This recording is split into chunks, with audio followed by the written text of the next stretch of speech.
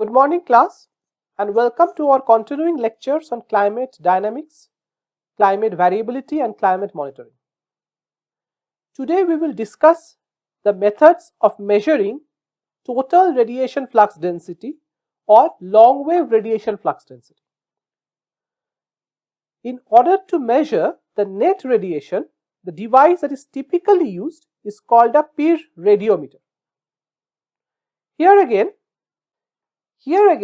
the device is a thermopile only, but of a different design.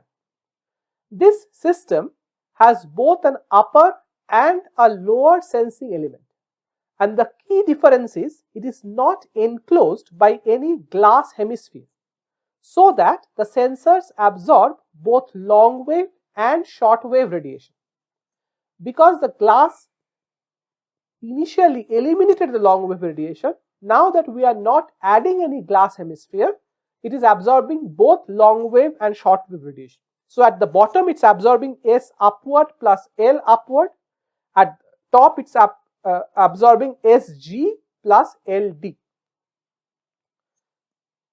Sensors are affected, however, by convective heat losses, and hence often a constant ventilation rate is desirable through a artificially flowing airflow to keep the instrument at a constant, desirable, repeatable behavior state. So the idea here is because it's not enclosed in a glass hemisphere, there will be heat losses due to natural convection, forced convection of wind flows, etc. So instead, if we flow a breeze of air artificially over the sensor surface, then it ensures that the heat loss is a constant, predictable amount, which can be accounted for, giving a more accurate analysis of the total radiation flux for the sensors. The net radiation flux becomes proportional to the difference in temperature between the upper sensor TU and the bottom sensor TD, where C is a proportionality constant that depends on the conductivity of the material, the air flow velocity U, as well as the cube of the bottom temperature, the temperature of the bottom sensor.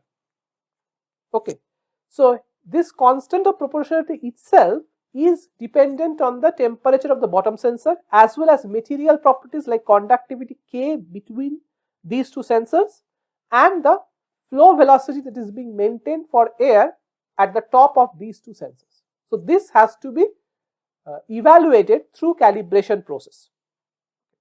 So this system is called a Pyrradiometer, and this system helps us, once we know the upper and the bottom temperature through a thermopile sensor, what the net heat flux is, which is the difference between the downward and the upward radiative heat fluxes.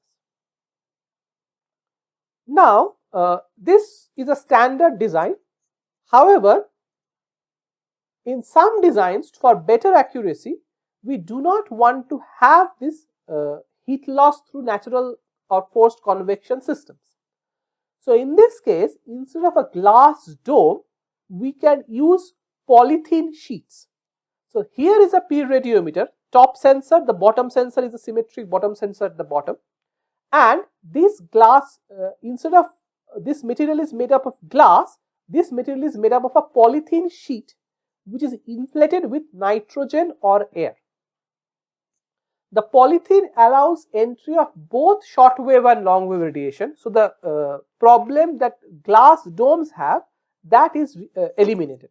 Okay, and the shielding, because the polythene sheet creates a shield around the sensor, it reduces convective losses and hence corrections are not required.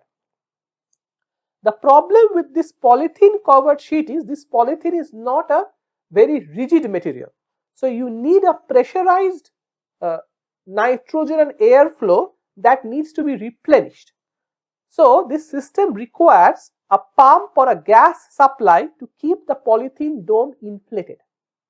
Okay, so this is one of the restrictions, that you need a local source of pressurized gas, pressurized air or pressurized nitrogen. So it is somewhat difficult to deploy it on remote locations for indefinite periods of time without requiring some periodic maintenance for changing the gas cylinders. Pyrradiometers are usually mounted 1 meter above the ground with the sensor surface parallel to the ground surface. This figure gives a specific type of a pyrradiometer, a commercially available one, which can measure the net shortwave and longwave radiation range between 0.3 micrometers to 30 micrometers. So both the visible range, the ultraviolet range, as well as the long wave range.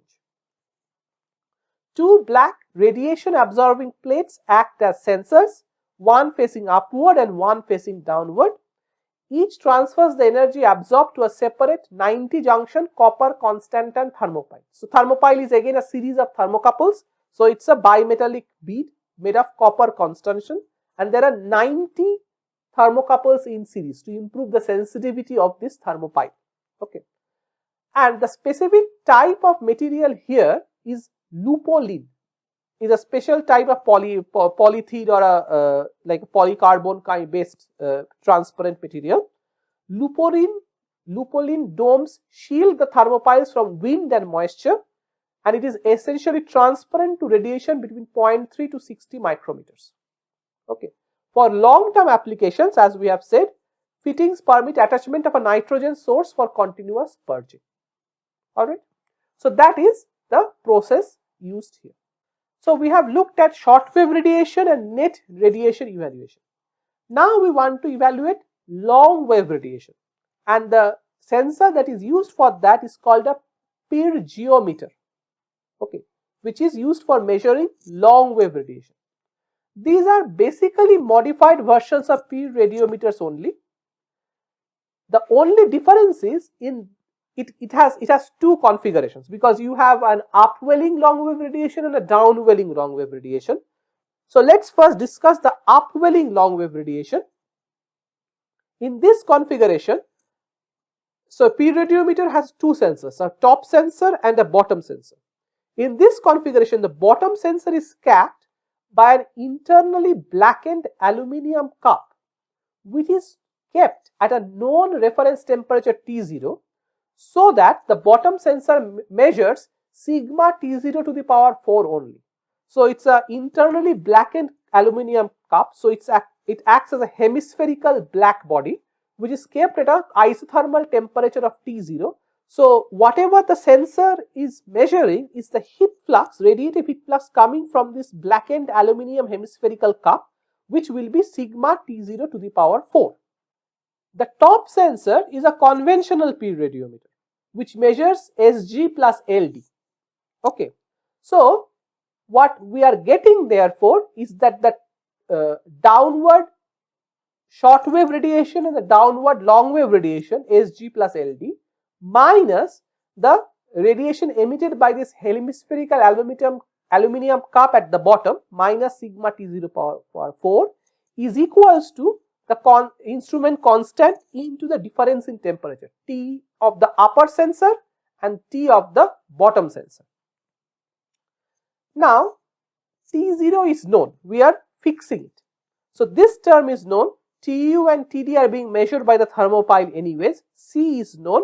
So the downward moving short wave Sg plus downward moving long wave Ld, this total sum is known based on the upper and the lower sensor temperature reading.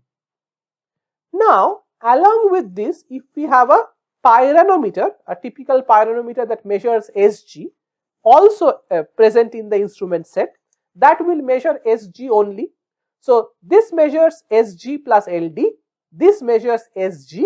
So together the computer or the microchip can evaluate what the Ld, the downwelling long wave radiation, is going to be. An alternate configuration is very similar. It will measure it here. The top sensor is capped and the bottom sensor is open, and the pyranometer is located at the bottom. Okay. In that case then, when the bottom sensor is open and the top sensor is capped, you will measure LU plus SU. Okay. And the bottom pyranometer, basically the albedometer that we discussed, will measure the SU separately. So LU can be evaluated. So here is an example of this kind of a system made by this instrument on 2 days. So it's day 44 of the year, day 45 of the year, day 46 of the year, and day 47 of the year. Okay. And this is the net radiation Rn, and this is the evaluated Rn value Sg minus Lu plus Ld minus Lu. Okay. They are more or less similar. There are still some differences between them, but you can see that they fall within the same lines. All right. And these are being measured for multiple days. All right. So for example, if this one was a very clear day, this one was a cloudy day, so the net flux was lower. This one is more, again, a more clearer day. Okay. So these fluctuations kind of give us the net radiation as well as the individual components. Now let us change track a little bit and measure. So that kind of covers all the radiation measuring instruments that we wanted to cover. We were able to measure the shortwave radiation falling on the ground, the direct beam shortwave radiation, the reflected shortwave radiation used on the albedometer, the combined net radiation flux, the long wave downwelling and upwelling radiation. One of the last measuring systems that we would want to talk about before we change track a little bit is measuring precipitation, which is of course a very important measure as well. So the way to measure precipitation is rain gauges. So a recording rain gauge helps maintain a continuous record of precipitation amount with duration in a given location. It requires a wide dynamic range since it must be able to remain dormant for long periods of time, and this is one of the most challenging parts. Unlike the other things that we have been measuring, for example pressure, temperature, radiation intensity, etc., rain is something that falls only in infrequent intervals, and when it does fall, it may fall at very rapid rates. So we must have an instrument that has the ability to remain dormant for long periods of time, but also can become quickly active and reliably operate over short periods when precipitation does occur. That is one challenge.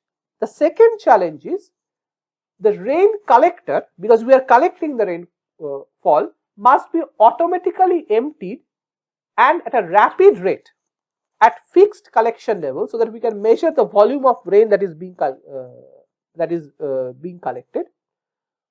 But this emptying process should not be so slow that during that period rainfall measurement is getting affected. Okay, so you should have a emptying should happen at a fixed volume of rainfall collection. It should be fast so that it does not perturb the rainfall measurement for the bucket that follows after. Okay. So there are two types of rain gauges that are in common use. One common type of rain gauge is what is called the tilting siphon rain gauge. Okay. The figure of this tilting siphon rain gauge is shown.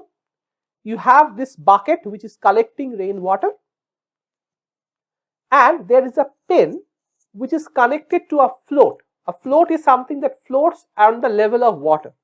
So as the level of water in the bucket increases, the float also moves upward, and the pen is connected to the float, and this pen is also moving upward vertically. Okay. So as rainfall happens, the float moves upward vertically, and during this period it is inscribing a line.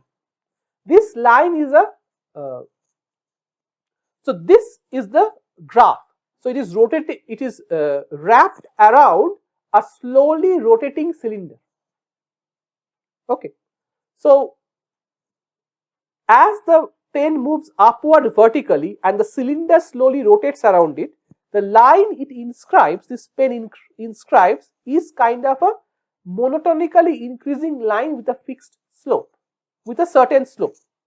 And the slope of this monotonically increasing line gives a measure of the rate at which water level is increasing.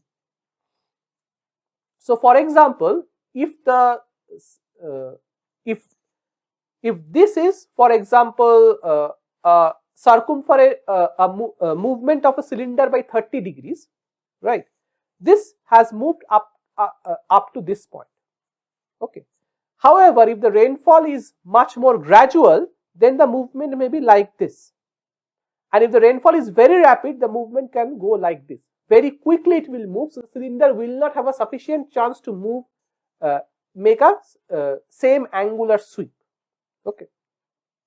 Now, once the chamber is sufficiently full, the chamber tilts, allowing a siphon to drain the water out of the chamber. So, once the chamber is sufficiently full, the chamber is kind of balanced. Once it has gone beyond a certain threshold weight, the cylinder tilts, which allows the siphon to drain out the water very quickly. And the water level falls very quickly, so the pen also drops very quickly down. So, under typical operation, we have this kind of a sawtooth curve. Okay, the slope may not be constant because the rainfall rate may be different. Okay, so here we have a constant slope sawtooth, but that need not be the case. But we have this sawtooth curve, and every time it moves down, one bucket has been filled and is getting empty. So, this way we can evaluate the total amount of rainfall as well as the rainfall rate. Okay.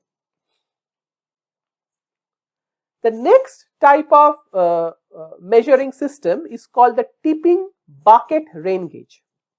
So, tipping bucket rain gauge is an interesting design.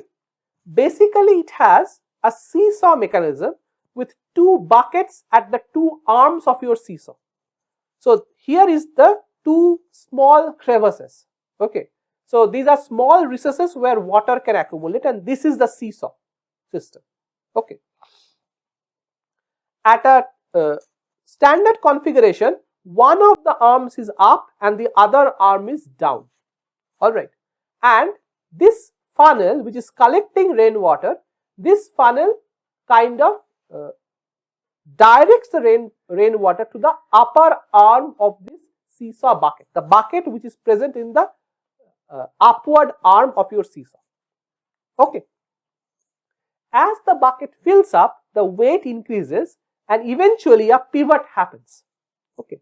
As soon as the pivot happens, this moves quickly to the top and the funnel starts directing rainwater to this bucket, which was initially at the downward position, and this bucket moves downward here and drains the water into the drainage system here. Again, when this bucket fills to a certain level, the weight causes a pivot and the system repeats itself cyclically. Each pivot action generates a pulse via magnetic or optical switch. You can see it here. The accumulated number of pulses is proportional to the rainfall amount, and the frequency of pulses is proportional to the rainfall rate. So, the total number of pulses, because each pulse happens after a certain standard volume has been collected in the bucket and the pivot has happened. So, the total number of pulses gives you the rainfall amount, and the number of pulses per unit time, say there are 50 pulses per minute, that will give you the rainfall rate, because suppose each bucket gets say 4 millimeter cube of water. Okay, so 50 into 4, so 200 millimeter cube of water has fallen over a 1 minute interval, something like that. Of course, that is a very high rate, what I am saying. It can be a quite sensitive instrument, as each pivot can happen for rainfall depth of as low as 0.1 millimeter. So, very low amounts of rainfall can also be measured by this system.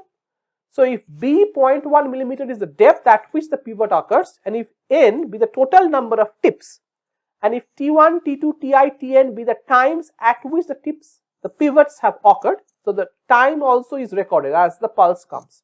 Then total rainfall depth is n into b. N is the total number of pivots, b is the depth per pivot. Average rainfall rate is this total rainfall depth by the total time, Tn minus T1. Okay.